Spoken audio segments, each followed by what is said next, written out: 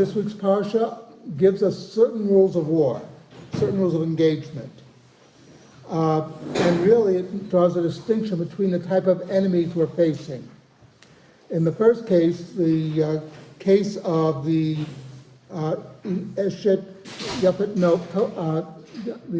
you're in war, your emotions are flowing, you see a beautiful woman, you want her, you have to treat her with respect, and you have to give her a chance to mourn those whom she lost.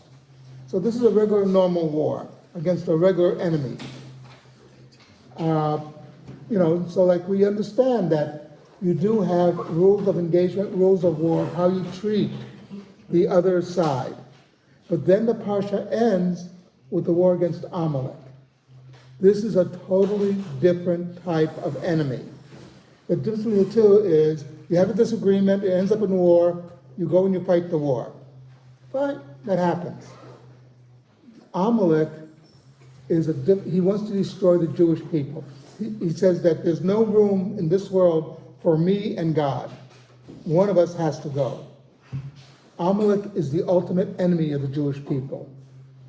And there, the rules are much different. The rule is you have to not only totally destroy Amalek, but everybody associated with him.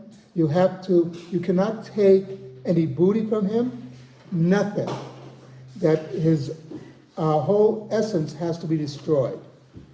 Interesting note, somebody sent me YouTube that had veterans of World War II who fought in the Battle of the Bulge, etc. And orders came from the American government that regular German soldiers were to be treated as prisoners of war, but not the SS. The SS were to be disposed of. And it was up to the soldiers' discretion of how they were disposed of. In other words, and this was the Americans, okay, who they understood this is a different type of enemy. Also, you should know that during World War II, there was a unique situation for Jews fighting in Europe. They had permission to change their dog tag. A Jew in the American Army has an H on his dog tag, identifying him as a Jew, as a Hebrew.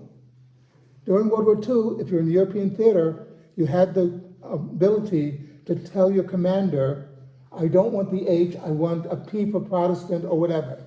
In other words, to change it because what the American Army recognized that for Jewish soldiers to fall into captivity would have been worse than a regular soldier. You should know that I did know a lot of guys who fought in Europe, in the European theater, and I asked them, what did you do? And they said, we didn't change the dog tag. We wanted to be buried. We did not want to be buried under a cross.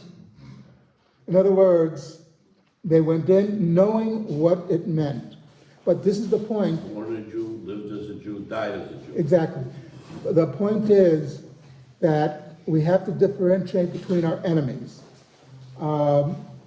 When Egypt attacked Israel in 73, it was soldiers against soldiers. They were on the front, we were on the front. I happened to become friends with somebody who fought against me in the Yom Kippur War.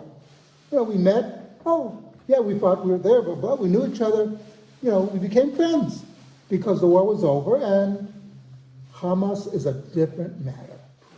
There's no room, because what Hamas did and what the people of Gaza did in support of Hamas was something much different. There would be no friendship. But the Torah is telling us, you have to make sure who you're fighting and how to treat them.